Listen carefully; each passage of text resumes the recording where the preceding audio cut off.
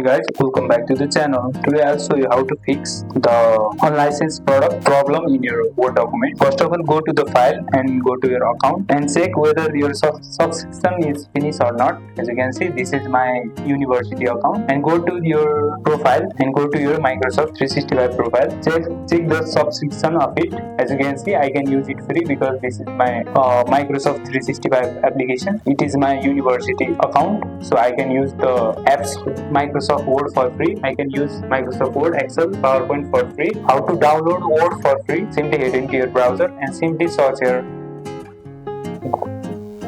go to your browser and search your fileshere.com and search the product here. You can use any product for free. As you can see, you can use other item for free also. Now I'll search here Microsoft Office and you will see the Microsoft 2000, or you can also download which version you want. Suppose I want this 2021 version, simply click it and simply you can download it from here, or you can simply copy the link and paste to the uTorrent. As you can see, I have my download is complete. Now you can simply extract the file and use the Word for free. That's how you can use the Word file for free, and you can fix the unlicensed error in the Microsoft Word. And if you like this video, make sure to like and subscribe, and I'll see you in the next one.